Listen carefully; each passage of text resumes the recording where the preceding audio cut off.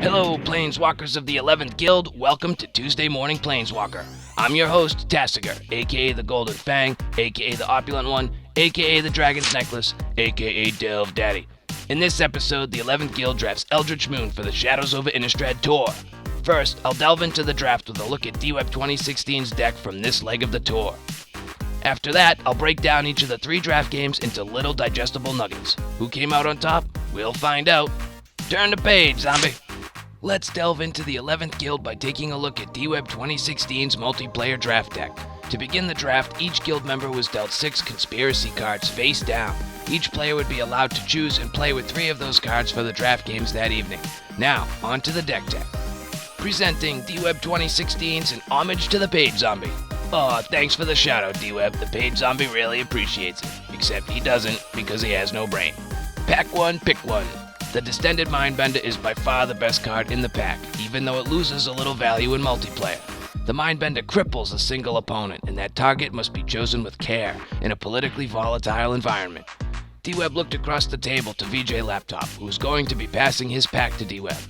DWeb saw the back of 15 Magic cards, plus the top half of Brazella. Maybe DWeb should avoid white. Sweet enough, the pack that Laptop passed to DWeb also contained Agisa and Giraffe. The zombie-loving brother and sister shared a color with DWeb's Mindbender, and any zombies that were sacrificed to emerge the Mindbender could be recast by the siblings. DWeb had the beginnings of a great deck, and he was off to Value Fun Zombie Town. DWeb also chose his 2 copies of Ingenious Scab to power up with 2 copies of Museo's Preparations. It turns out a 4/5 creature with prowess and mana pump is broken at 3 mana. Let's get into the games. Turn the page, zombie. Game 1 was a melee. The melee game hit the usual stagnation that comes when each player is spending the early game building up their forces. This type of situation favors creatures with evasion and DWeb's deck. With Gisa and Giraffe in hand, the ability to replenish his ranks gave DWeb an edge.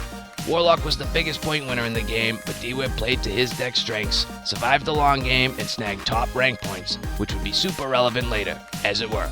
Game 2 was Arc. The Arc game went banana-shaped early on. Yoshipod had only 3 lands on turn 10, and his lack of production influenced the entire game. It became a duel between Laptop and DWeb on one side, and a duel between Lavaro and Warlock on the other side, with DWeb and Lavaro looking to steal Yoshipod's points out from under each other. Lavaro and DWeb were able to take advantage of Yoshipod's misfortune because they are mean. They smelled blood and won the game. Game 3 was Whipping Boy. DWeb was toying with the Whipping Boys a little bit this game. He had Gisa and Giraffe in hand the entire game, so he was willing to trade any of his zombies for, well, anything. This gave DWeb freedom to have little 2/2 zombies manipulate life totals and change the Whipping Boy a few times over several later turns. DWeb was able to snag a few points before Laptop made a great play that eliminated DWeb in one pumped-up airstrike. Zombies can't block flyers. With DWeb's sudden elimination from the game, the point totals were up in the air, and anyone could have pulled out first place for the draft. So, how did the night go for our 11th Guild Planeswalkers? As it turns out, the rank points that DWeb accumulated would be enough to earn him first pick in a 3-way tie. For his first pick in the standard pool, DWeb took the top half of Brazella. Before I move on, let's take a quick look at upcoming events. So, 11th Guild members, what did you think of An Homage to the Page Zombie? Was it tough to battle, or was DWeb just really lucky? Feel free to trash talk in the family-friendly comments below. Page Zombie. Thanks, peoples. That ends this episode of Tuesday Morning Planeswalker. Delve into more fun with me next episode when I discuss the conclusion of the 11th Guild's Commander League and more. If you enjoyed this episode, please like and share. If you did not enjoy this episode, please dislike and share. Please feel obligated to comment below. Subscribe to stay up to date on the latest from TasigurTV, and I'll see you next adventure. Love always, Tasigur.